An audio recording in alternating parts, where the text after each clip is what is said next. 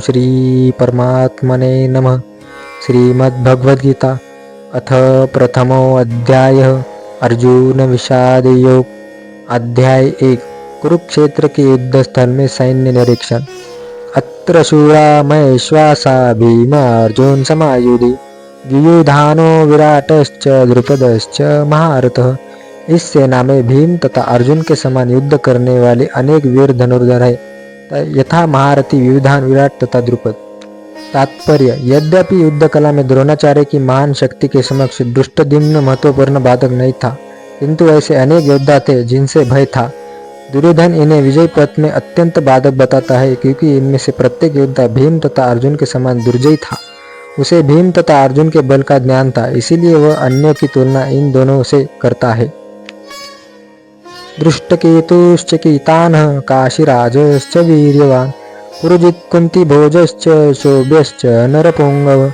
इनके साथ ही दृष्टकेतु, चेकितान, काशीराज, पुरुजित, कुंती भोज तथा शोभ्य जैसे महान शक्तिशाली योद्धा भी है। युधामन्युश्च विक्रांत उत्तमौजाश्च वीर्यवान सौभद्रो द्रौपदेयाश्च सर्व एव महारथः। पराक्रमी युधामन्यु, अत्यंत शक्तिशाली उत्तमौजा, सुभद्रा का पुत्र तथा द्रौपदी के पुत्र, ये सभी महारथी है। अस्माकं तु विशिष्टाये तान्निबोध द्विजोत्तम नायका मम सैन्यस्य संज्ञार्थ ताम्रविमीते। किंतु ये ब्राह्मण श्रेष्ठ, आपकी सूचना के लिए मैं अपनी सेना के उन नायकों के विषय में बताना चाहूँगा जो मेरी सेना को संचालित करने में विशेष रूप से निपुण है। भवान भीष्मश्च कर्णश्च कृपश्च समितिंजय अश्वत्थामा विकर्णश्च सौमदत्तिस्तथैव च। मेरी सेना में स्वयं आप, भीष्म, कर्ण, कृपाचार्य, अश्वत्थामा, विकर्ण तथा सौमदत्त का पुत्र भूरिश्रवा आदि है, जो युद्ध में सदैव विजयी रहे हैं। तात्पर्य: दुर्योधन उन अद्वितीय युद्धवीरों का उल्लेख करता है जो सदैव विजयी होते रहे हैं। विकर्ण दुर्योधन का भाई है, अश्वत्थामा द्रोणाचार्य का पुत्र है और सौमदत्ती या भूरिश्रवा बनिक के राजा का पुत्र है। कर्ण अर्जुन का आधा भाई है, क्योंकि वह कुंती के गर्भ से राजा पांडु के साथ विवाहित होने के पूर्व उत्पन्न हुआ था। कृपाचार्य की जुड़वा बहन द्रोणाचार्य को ब्याही थी। अन्य च बहवः शूरा मदर्थे त्यक्त जीविता नाना शस्त्र प्रहरणा सर्वे युद्ध विशारदा। ऐसे अन्य वीर भी हैं जो मेरे लिए अपना जीवन त्याग करने के लिए उद्युत है। वे युद्ध प्रकार के हथियारों से सुसज्जित है और युद्ध विद्या में निपुण है। तात्पर्य: जहाँ तक अन्यों का यथा जयद्रथ, कृतवर्मा तथा शल्य का संबंध है, वे सब दुर्योधन के लिए अपने प्राणों की आहुति देने के लिए तैयार रहते थे। दूसरे शब्दों में यह पूरी निश्चित है कि वे पापी दुर्योधन के बल में सम्मिलित होने के कारण कुरुक्षेत्र की युद्ध में मारे जाएंगे। निसंदेह अपने मित्रों की संयुक्त शक्ति के कारण दुर्योधन अपने विजय के प्रति आश्वस्त था। अपर्याप्तं तदस्माकं बलं भीष्माभिरक्षितं पर्याप्तां तिदमेतेषां बलं भीमाभिरक्षितं।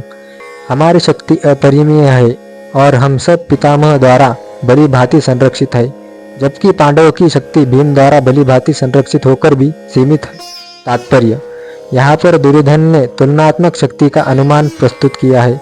वह सोचता है कि अत्यंत अनुभवी सेनानायक भीष्म पितामह के द्वारा विशेष रूप से संरक्षित होने के कारण उसकी सशस्त्र सेनाओं की शक्ति अपरिमेय है और पांडवों की सेनाएं सीमित है, क्योंकि उनकी सुरक्षा एक कम अनुभवी नायक भीम द्वारा की जा रही है, जो भीष्म की तुलना में नगण्य है। दुर्योधन सदैव भीम से ईर्ष्या करता था, क्योंकि वह जानता था कि यदि उसकी मृत्यु कभी हुई भी तो वह भीम के द्वारा ही होगी, किंतु साथ ही उसे दृढ़ विश्वास था कि भीष्म की उपस्थिति में उनकी विजय निश्चित है, क्योंकि भीष्म कहीं अधिक उत्कृष्ट सेनापति है। वह युद्ध है में विजयी होगा, यह उसका दृढ़ निश्चय था। अयनेषु च सर्वेषु यथा भागमवस्थिता भीष्ममेवाभिरक्षन्तु भवन्तः सर्व एव हि। एतएव सैन्य व्यूह में अपने अपने मोर्चों पर खड़े रहकर आप सभी भीष्म पितामह को पूरी सहायता। तात्पर्य: भीष्म पितामह के शौर्य की प्रशंसा करने के बाद दुर्योधन ने सोचा कि कई अन्य योद्धा यह न समझ ले कि उन्हें कम महत्व दिया जा रहा है। अतः दुर्योधन ने अपने सहज कूटनीतिक ढंग से स्थिति संभालने के उद्देश्य से उपरयुक्त शब्द कहे। उसने बलपूर्वक कहा कि भीष्मदेव निसंदेह महानतम योद्धा है, किंतु अब वे वृद्ध हो चुके हैं। अतः प्रत्येक सैनिक को चाहिए कि चारों ओर से उनकी सुरक्षा का विशेष ध्यान रखे। हो सकता है कि वे किसी एक दिशा में युद्ध करने में लगे जाए, और शत्रु इस व्यवस्था का लाभ उठा ले। अतः यह आवश्यक है कि अन्य योद्धा मोर्चों पर अपनी अपनी स्थिति पर अडिग रहे और शत्रु को युद्ध न तोड़ने दे। दुर्योधन का पूर्ण विश्वास था कि कुरुओं की विजय भीष्मदेव की उपस्थिति पर ही निर्भर है। उसे युद्ध में भीष्मदेव तथा द्रोणाचार्य के पूर्ण सहयोग की आशा थी, क्योंकि वो अच्छी तरह जानता था इन दोनों ने उस समय एक शब्द भी नहीं कहा था जब अर्जुन की पत्नी द्रौपदी का असहायता अवस्था में बड़ी सभा में नग्न किया जा रहा था और जब उसने उनसे न्याय की भीख मांगी थी। वह जानते हुए भी इन दोनों सेनापतियों के मन में पांडवों के लिए स्नेह था। दुर्योधन की आशा थी कि वे इस स्नेह को उसी तरह त्याग देंगे जिस तरह उन्होंने द्यूत क्रीड़ा में अवसर पर किया था।